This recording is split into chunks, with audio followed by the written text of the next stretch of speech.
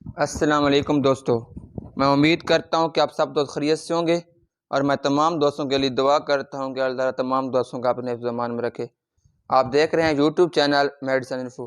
Medicine کے متعلق بتانے سے پہلے میں تمام دوستوں سے ایک ریکویسٹ کرتا ہوں کہ ہمارا یوٹیوب چینل میڈیسن انفو کو سبسکرائب کریں، لائک کریں، شیئر کریں اور بیل آئیکن کے بٹن کو دبانا نہ بھولیں، تاکہ ہماری ہر نئی آنے والی ویڈیو تمام دوستوں تک نوٹیفیکیشن کے ذریعے بآسانی پہنچ جائے اور تمام دوستوں کو میڈیسن کے نقصانات اور فوائد کے بارے میں علم حاصل ہو سکے۔ آج جس میڈیسن کے متعلق میں تمام دوستوں کو انفارمیشن دینے والا ہوں وہ ہے نیوسیف کیپسول۔ نیوسیف کیپسول کا جو فارمولہ ہے وہ ہے سیفٹراکسل۔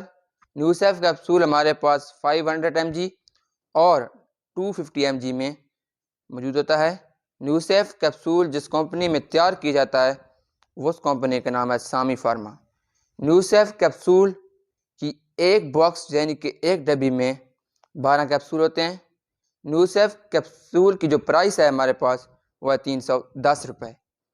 اب میں نیوسیف کے استعمال بتاؤں گا، جن بیماریوں کے نیوسیف کیپسول ہم استعمال کر سکتے ہیں۔ جسم میں کوئی بھی انفیکشن ہو تو ہم اس کیپسول کا استعمال کر سکتے ہیں۔ مثلا اگر ہمارے کان میں کوئی انفیکشن ہے تو ہم نیوسیف کیپسول کا استعمال کر سکتے ہیں۔ اگر ہماری سانس کی نالیوں وغیرہ میں کوئی انفیکشن پیدا ہو گیا ہے تو ہم نیوسیف کیپسول کا استعمال کر سکتے ہیں۔ اگر ہمارے ناک وغیرہ کے اندر کوئی انفیکشن پیدا ہو گیا ہے تو ہم نیوسیف کا استعمال کر سکتے ہیں۔ اگر ہمارے پیشاب کی نالی وغیرہ میں بھی کہیں پر انفیکشن پیدا ہو گیا ہے تو ہم نیوسیف کا استعمال کر سکتے ہیں۔ اگر ہمارے سینے یا پھیپھڑوں کے اندر کوئی انفیکشن پیدا ہو گیا ہے تو ہم نیوسیف کیپسول کا استعمال کر سکتے ہیں۔ اگر ہمارے سکن پر کہیں پر دانے وغیرہ نکل آئے ہیں، وہ دانے جن کو ہم ریشے کے دانے کہتے ہیں یعنی کہ پیپ والے دانے، تو ہم ان دانوں کو ختم کرنے کے لیے نیوسیف کیپسول کا استعمال کر سکتے ہیں۔ نیوسیف کیپسول کی اوور ڈوز لینے سے یہ جو ہمارے بیماریاں کاز کرتا ہے، اب میں آپ کو وہ بیماریاں بتاؤں گا۔ یہ ہمارے منہ کا ذائقہ خراب کر سکتا ہے، ہاضمہ، اور یہ ہمارے ہاضمے کے نظام کے اندر بھی بہت سی مشکلات وغیرہ پیدا کر سکتا ہے۔ اگر ہمارا معدہ کمزور ہے تو ہم پیچس وغیرہ بھی لگ سکتے ہیں، اور اگر ہم اس کی اوور ڈوز استعمال کرتے ہیں تو ہمارا سر بھی بھاری ہو سکتا ہے، ہم چکر وغیرہ بھی آ سکتے ہیں۔ اگر ہم اس کی اوور ڈوز لیتے ہیں تو یہ ہمیں قبض کی بیماری بھی پیدا کر سکتا ہے۔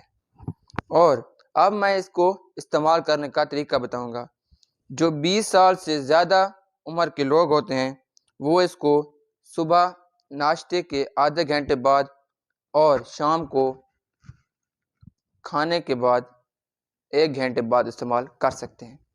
اور جو چھوٹے بچے ہوتے ہیں یعنی کہ 12 سال سے 20 سال کی عمر کے لوگ اس کا 250 mg یعنی کہ 250 mg کا جو کیپسول ہوتا ہے اس کو ایک صبح اور ایک شام کو استعمال کر سکتے ہیں۔ اور وہ پیشنٹ جو اس میڈیسن کا استعمال نہیں کر سکتے یعنی کہ حاملہ عورتیں اس کیپسول کا استعمال نہیں کر سکتی، اور دودھ پلانے والی عورتیں جو کہ چھوٹے بچے ہوتے ہیں وہ بھی اس کیپسول کا استعمال نہیں کر سکتی۔ اس لیے میں تمام دوستوں سے ہر ویڈیو میں اس لیے ریکویسٹ کرتا ہوں کہ آپ جو بھی میڈیسن استعمال کریں ڈاکٹر کی ہدایات کے مطابق استعمال کریں، اور کوئی بھی میڈیسن ڈاکٹر کی ہدایات کے بغیر استعمال نہ کریں۔ میڈیسن استعمال کرنے سے پہلے اس کی ایکسپائری ڈیٹ لازمی چیک کر لیں، اور میڈیسن ایکسپائری ڈیٹ چیک کیے بغیر کوئی بھی میڈیسن استعمال نہ کریں، تاکہ میڈیسن ہمیں نقصان دینے کے بجائے فائدہ دے۔ اگر ہم میڈیسن ڈاکٹر کی ہدایت کے مطابق استعمال نہیں کرتے تو میڈیسن